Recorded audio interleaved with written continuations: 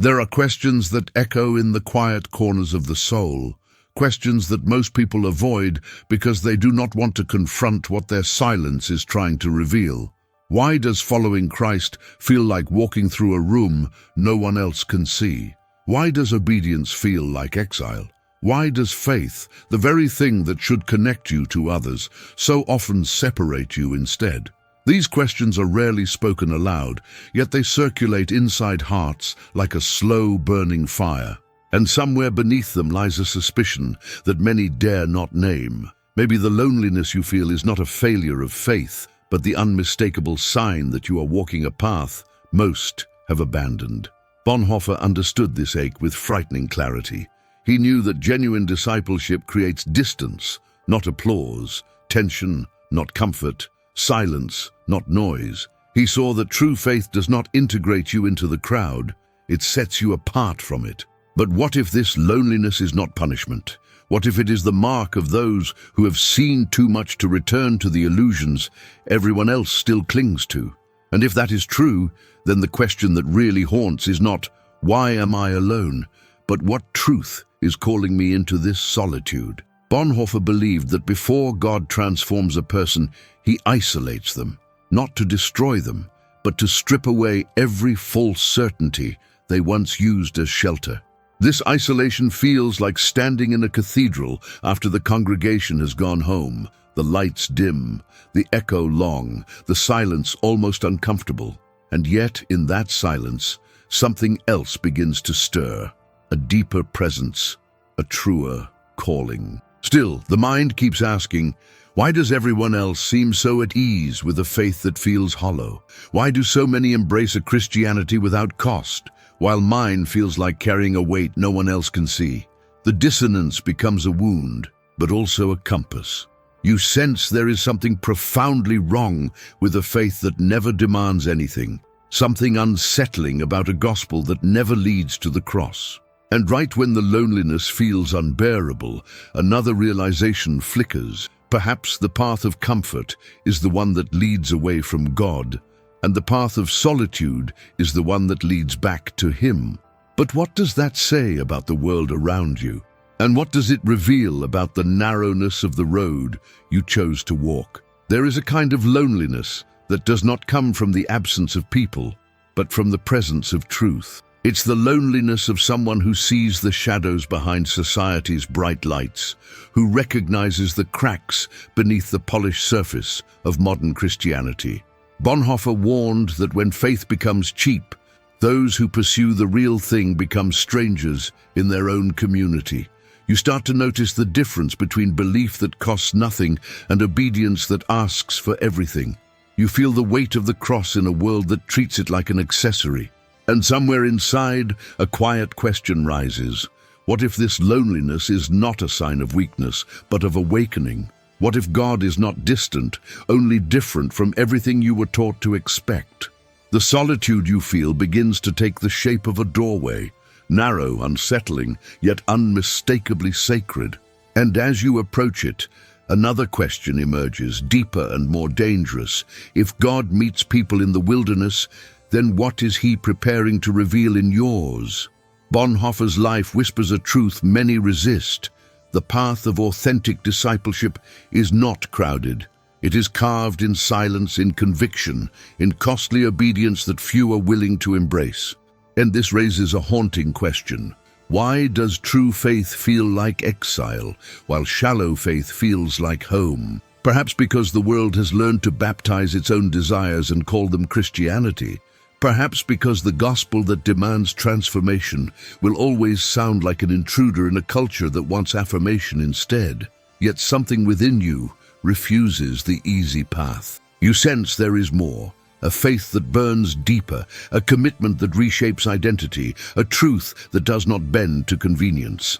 And as that awareness grows, so does the loneliness, until it becomes clear that this solitude is not abandonment, but initiation. The kind of initiation Bonhoeffer himself walked into, one that separates the crowd from the remnant, noise from truth, religion from discipleship. And so the question that remains hanging in the air, trembling with anticipation, is the one this video will finally confront. What is the real reason true Christians feel so alone? And what was Bonhoeffer trying to tell us about it? There are moments when the inner life becomes so loud that it drowns out every external sound, as if the soul were standing in a vast sanctuary where the echoes refuse to fade. You sense something shifting beneath the surface, something that unsettles more than it comforts, something that feels like the beginning of an unraveling you never asked for. And as you stand there in this invisible tension, it becomes impossible to ignore the subtle truth pressing against your ribs. Perhaps the loneliness you feel is not a temporary silence, but the opening of a spiritual wound that exposes what the world has hidden. Bonhoeffer understood this tearing apart as the necessary first step of discipleship. Before God entrusts someone with truth, he strips away every place where they once found false refuge. Yet this raises a painful question that circles quietly inside. If isolation is the threshold, then what is it leading you toward, and why does it demand such a cost? As the days pass, this inner distance grows, not toward bitterness but toward clarity. You start noticing how easy it is for people to call themselves believers while insulating themselves from every demand that faith might impose. You listen to sermons that soothe but never confront, prayers that comfort but never change, and suddenly you feel as if you've awakened in a room full of people pretending to sleep. Bonhoeffer warned that this illusion is not harmless. It produces a community that honors Christ with its lips while evading his call with its life. And the more you perceive this discrepancy, the more it feels like the ground beneath your feet is splitting open. The question that haunts you now is not whether others are asleep, but why you can no longer rest in the same illusions they do. What changed in you that no longer allows you to belong to the world you once fit into? This tension becomes a kind of spiritual gravity, pulling you deeper into the places within yourself you once avoided, forcing you to confront the fragile architecture of your own faith. You begin to discern how much of your belief was shaped by expectation rather than revelation, how much obedience depended on applause rather than conviction. And in this unveiling, something like fear rises, not fear of God, but fear of what genuine faith might cost you. Bonhoeffer would say that this fear is the sign that grace is no longer cheap, that it has begun to require something real. But even as this truth pierces you, another question presses in with unnerving urgency. If this loneliness is a refining fire, then what is God preparing to burn away next? And yet, beneath the fear, there is a strange quietness forming, not peace, but awareness. Awareness that the solitude you feel is not abandonment, it is separation. Separation from the superficial, the lukewarm, the complacent. Separation from a Christianity that promises comfort but hides the cross behind decorative words. You can feel this boundary forming around you like an unseen line drawn by a hand you cannot see but cannot ignore. You do not know where it leads, only that it is narrowing, tightening, demanding something radical and irreversible. And just as you begin to question whether you can continue, the whisper returns, faint but undeniable. This loneliness is not the end, it is the initiation. The deeper you walk into this internal wilderness, the more the world behind you begins to blur, as if the path of discipleship requires a kind of spiritual myopia, seeing only what is directly ahead, even when it terrifies you. The familiar voices grow dim, replaced by a quieter, more penetrating sound, the sound of your own conscience waking up. Bonhoeffer insisted that conscience is not a gentle thing. It is a blade that separates truth from imitation. And in this awakening, you start sensing that the loneliness pressing against your chest is not merely emotional. It is the space where God is removing every layer of compromise you once wore like armor. But with each layer stripped away, a new question emerges. Who are you becoming when no one is watching, and why does it feel both liberating and terrifying at the same time?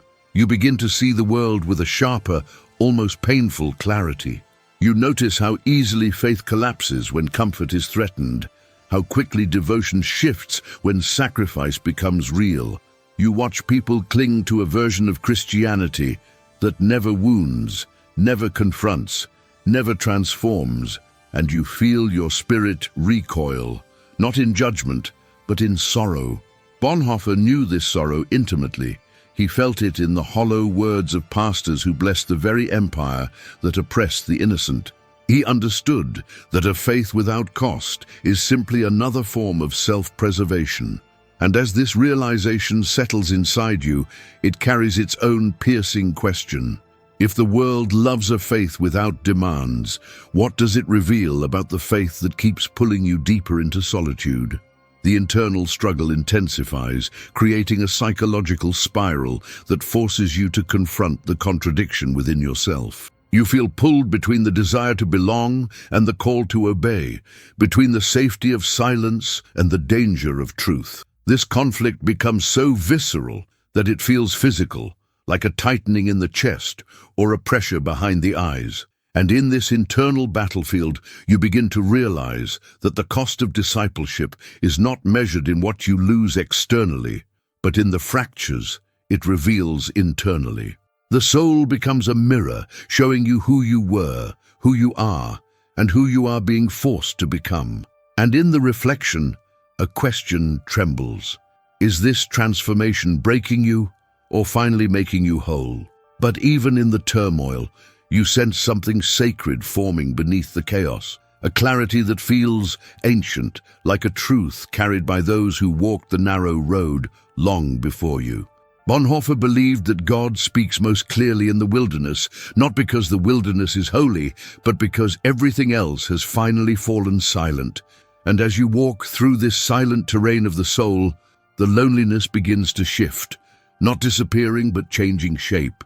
It feels less like darkness and more like preparation, less like exile and more like calling. Yet the final question lingers, sharp as a hidden blade.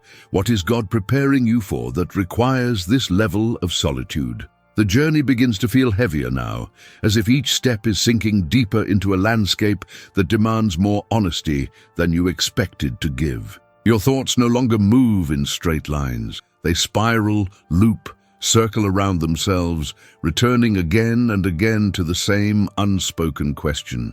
Why do the ones who pursue truth always seem to walk alone?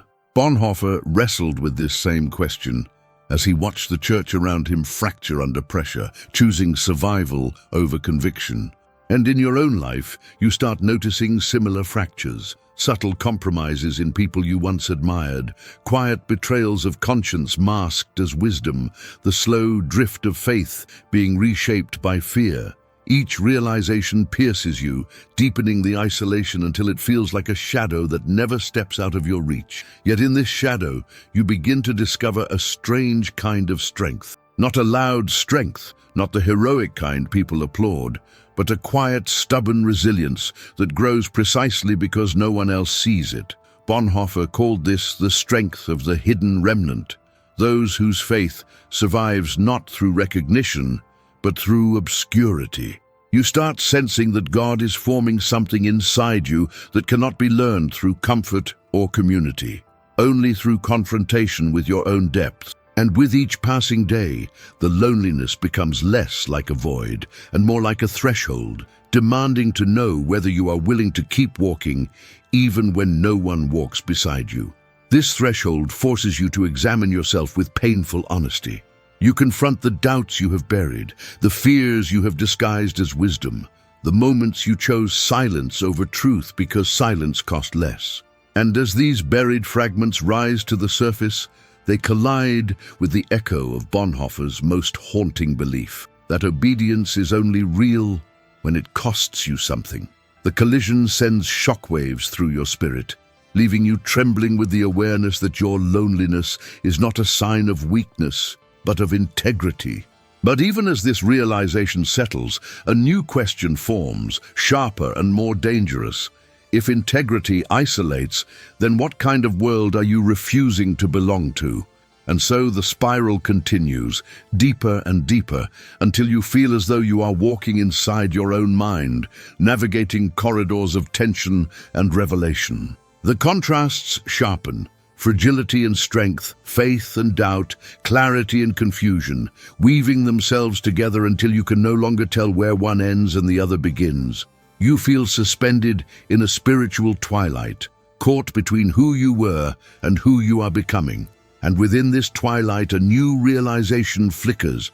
Perhaps loneliness is not a curse, but the refining fire that prepares a soul to carry truth in a world that fears it. Yet the true reason for this fire remains hidden, tucked away in the place the conclusion will finally unveil. By now, the inner journey feels almost like a second life unfolding beneath the surface of the visible one. You move through the world, but your true movements happen in the unseen places, in the cracks of conscience, in the tremors of conviction, in the whispers of a God who refuses to speak over the noise of the crowd. The loneliness sharpens your senses, forcing you to see what others overlook, to feel what others numb, to hear what others drown out. Bonhoeffer believed that such sensitivity is not a burden but a calling, a sign that God is carving out a deeper space within you for a truth that cannot coexist with superficiality. And as you walk with this sharpened awareness, the question deepens: what truth is requiring this level of preparation? Your steps become more deliberate, shaped not by certainty, but by surrender. You sense that the path ahead will demand more courage than you currently possess, and yet something within you urges you forward, refusing to let you retreat into ease or illusion. The loneliness grows heavier, but it also becomes strangely illuminating, revealing things about yourself you once lacked the courage to see. You notice the old patterns you used to hide behind: people-pleasing, avoidance, self-doubt, and watch as they lose their power in the face of a truth that refuses to be negotiated. Bonhoeffer would say that this stripping away is the beginning of transformation, not its end. And in this unveiling, another question forms: what kind of strength is God building in you that requires this much breaking? You feel the weight of the world pressing in, as if everything around you is demanding that you soften, blend in, remain silent. But something in your spirit refuses to bend. The tension becomes almost electric, buzzing beneath your skin, reminding you that the world does not reject true Christians because they are weak, but because they carry a truth that exposes what the world wants to keep hidden.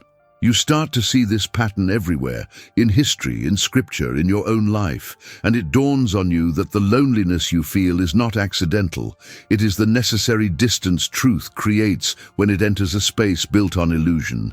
Yet one final question remains suspended in the air. If this distance is sacred, what revelation is it clearing the way for? And so you walk forward, carrying your loneliness like a lantern in the dark, sensing that it is leading you somewhere you cannot yet name. The spirals of tension do not loosen.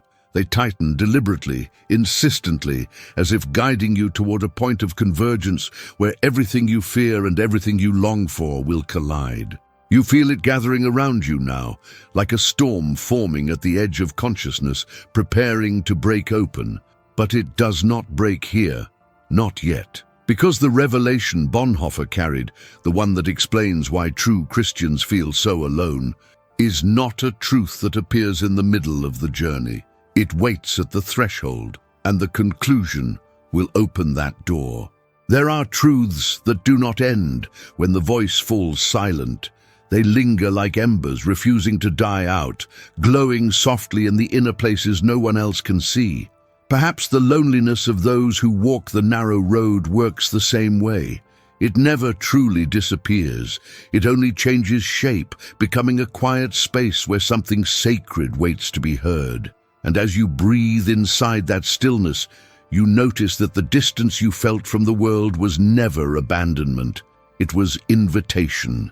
Invitation to see the kingdom where others see only habit. Invitation to remain awake in an age that prefers sleep.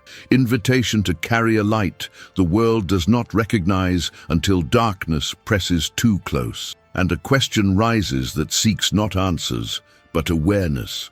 What has God been trying to reveal in the very solitude you feared? As that question settles, something subtle rearranges itself within you, not at the surface, but in the deeper place where conviction is born. You begin to realize that the journey was never about escaping loneliness. It was about understanding its purpose. The solitude of true disciples is not punishment, it is refinement. It is where faith stripped of illusion takes its real shape. It is where moral courage wakes from long slumber. It is where the spirit learns to listen to what cannot be spoken aloud. And in that quiet awakening, a truth emerges without force, without drama, simply unveiling itself. The narrow road is never a wasteland.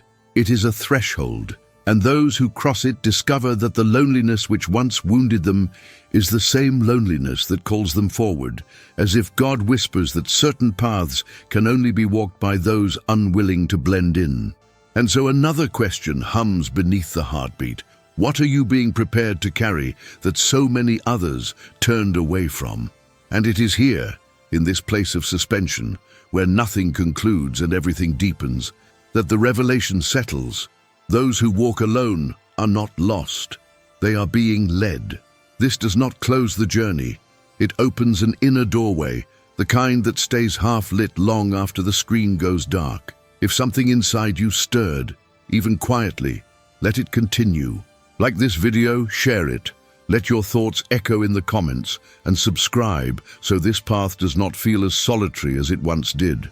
Not out of obligation, but because some spiritual journeys become bearable only when solitary echoes begin to recognize one another in the dark.